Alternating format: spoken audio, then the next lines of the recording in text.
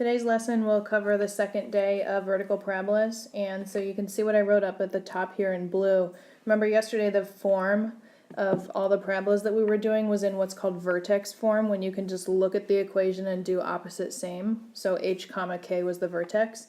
But today you'll see that they're all multiplied out and they're in what's called standard form. So I'll give you a second to copy down this vertex while there's instructions, I guess, while I kind of explain and walk you through.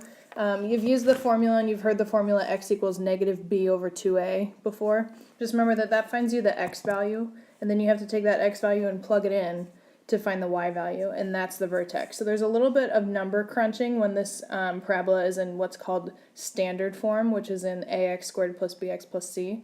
You probably also recognize that from quadratic formula. So that's kind of the same kind of a version. It's called standard form, and that's what all the parabolas are going to be like today, the ones that we're doing. So I'm just going to dive right into this first example. So we have y equals x squared plus 4x plus 1. So remember, you don't have to write this out every time, but that means that the a is 1, the b is 4, and the c is 1. So if we do negative b over 2a, we get negative 4 over 2 times 1, which is negative 2. So then negative 2 comma something is the vertex. So what we have to do is plug in that negative 2, and we're going to plug it into the original equation in for both of the x's. There's two different x's there, so we have to plug it into both. And just be really careful, you guys, when you're squaring your negatives. Remember order of operations. When we square negative 2, I'm just going to plug this in. Negative 2 squared plus 4 times negative 2 plus 1. This is 4 minus 8 plus 1. So negative 4 plus 1 is negative 3. So it did take us a little while to figure out what that vertex was compared to yesterday when we could just look at the equation and graph it right away. So remember what we did yesterday is we plugged that vertex right into the middle of the t-chart and picked numbers on each side of the negative 2. So that also takes just a little bit of concentration and focus when you're plugging it in. It's a little bit more difficult when it's multiplied out. But if I do negative 1, I'm going to plug in negative 1 squared plus 4 times negative 1 plus 1. That's 1 minus 4 plus 1. So what does that give me? Negative 3 plus 1, so negative 2. And that's the same thing for the negative 3 and for the negative 1. Remember, that creates your symmetry. So what we'll do is we will go ahead and graph that parabola. So negative 2, negative 3. And these 2 points goes up. And then kind of a review from yesterday. We know that it opens up. The a value is exactly what we wrote up here. The a is equal to 1. And that means that p, remember the formula a equals 1 over 4p? Well, if my a value is 1, when I cross multiply, I get p equals 1/4. So that's what we learned in the video yesterday. So what that means is that the p value is 1/4 of a unit on the inside of the vertex, and the line of directrix, if you remember from yesterday, is 1/4 of a unit on the outside of the vertex. So what we have to do is come up with those ordered pairs and the y equals line for the directrix. So for the axis, I forgot to do that. It's always x equals the x value of the vertex. So that's just a vertical line that cuts the parabola right in half. The focus, the x value is negative 2. And we didn't go all the way down to negative 3. We actually stopped a quarter of a unit short. So that's negative 2 3/4. And then the line of directrix is a horizontal line. It's y equals. We went just past negative 3, and again, how far did we go past negative 3? Went a quarter of a unit, so negative 3 1/4. So that's all review from yesterday. Basically, the only new thing is finding the vertex when you have to do negative b over 2a. Alright, so we'll do example number 2 the same way. This means that my a is 2, b is 4, c is negative 2. So when I do negative b over 2a, that gives me negative 4 over 2 times 2. That's actually negative 1. And so you have to be careful when you plug in the negative 1, you do square the number first. You have to remember your order of operations.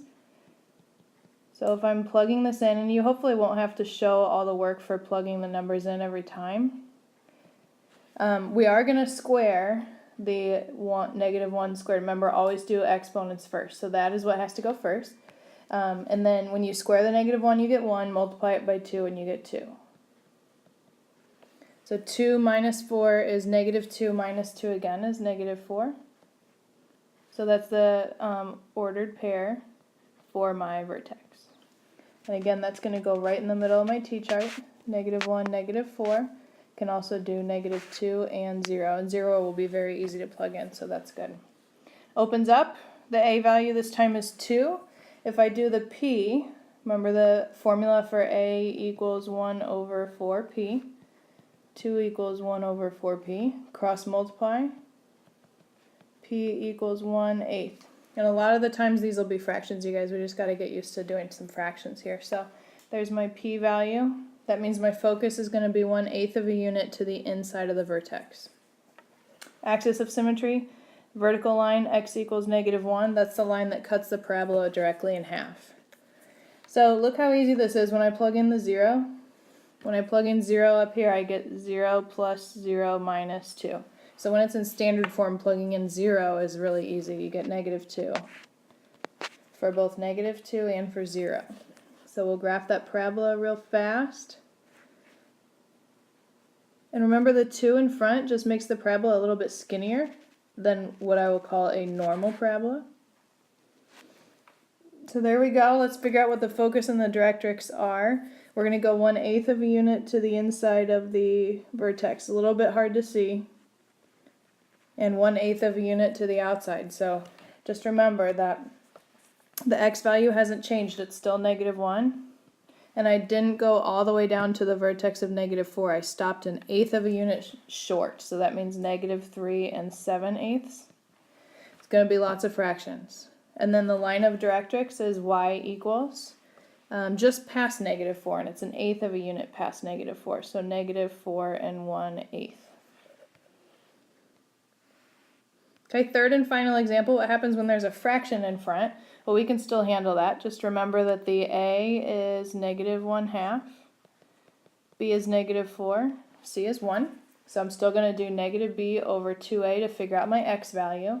So -4 turns to +4 over 2 times -1/2. So it ends up being 4 over -1, so -4.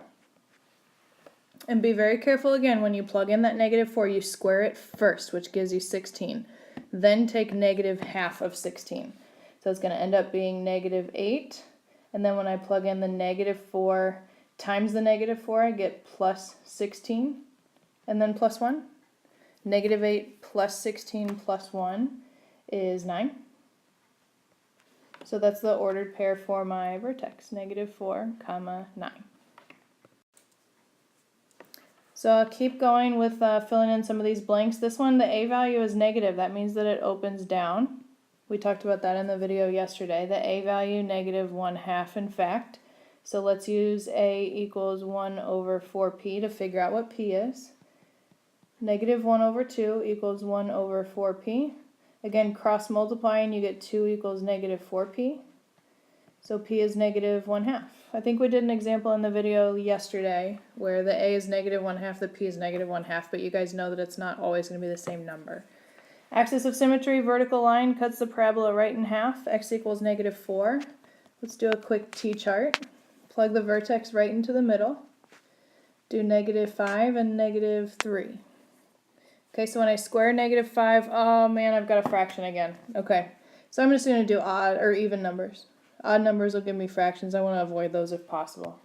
Just like there was an example like that yesterday. So instead of doing -5, I'm going to do -6 and -2. That'll just help me avoid doing fractions. I'll plug in -2. I'll do it down here. Plug in -2 for x. So remember, you square it first. I'm going to do this exponent first, so that's 4 times -1/2 is -2. And then -4 times -2 gives me +8. And then +1, so that gives me 7. So I can go ahead and graph those points real quick.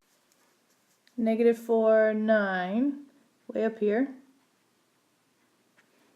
negative 6, 7, and negative 2, 7.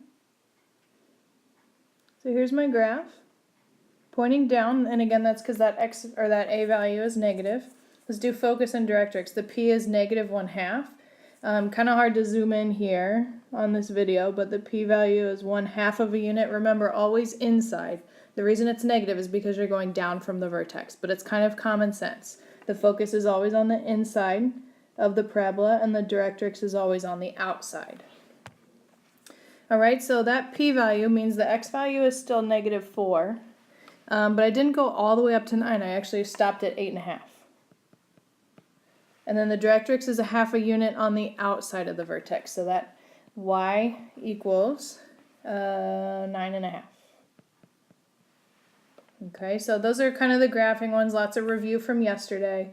Let's talk about just a couple of these examples down here, finding the vertex. So here's a lot less work, a lot less steps, because you don't have to show the whole graph and answer all the blanks. Just remember here that when there's no x term, we know that a is negative 9. There is nothing for x, so that means b equals 0. And c equals negative 12. So all we're going to do there is it's asking us for the vertex. This is in standard form. It's all multiplied out.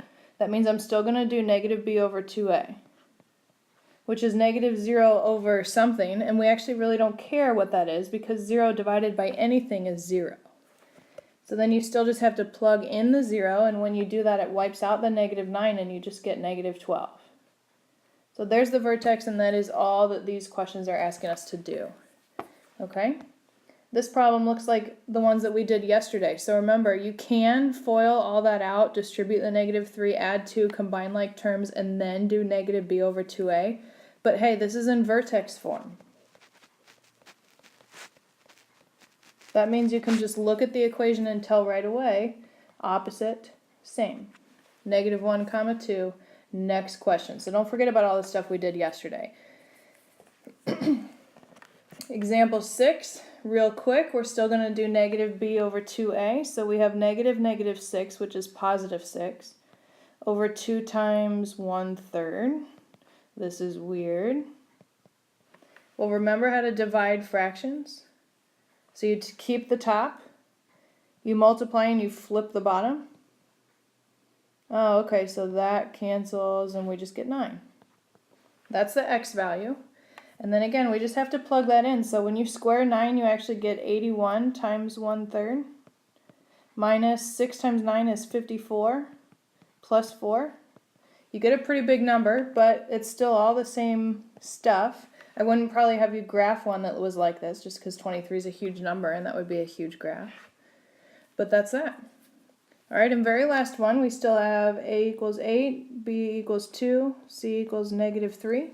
And when I do negative b over 2a, I actually get a weird fraction. But that's okay. We can still do those. All it's going to be is our answer is probably going to be a fraction. So when I multiply negative 1/8 squared and multiply it by 8, plus 2 times 1/8 minus 3, that gives me a weird fraction. You can check my math if you like, but negative 25 over 8. Alright, that's all for today. Negative b over 2a, you guys. That's the only difference between yesterday's lesson and today's.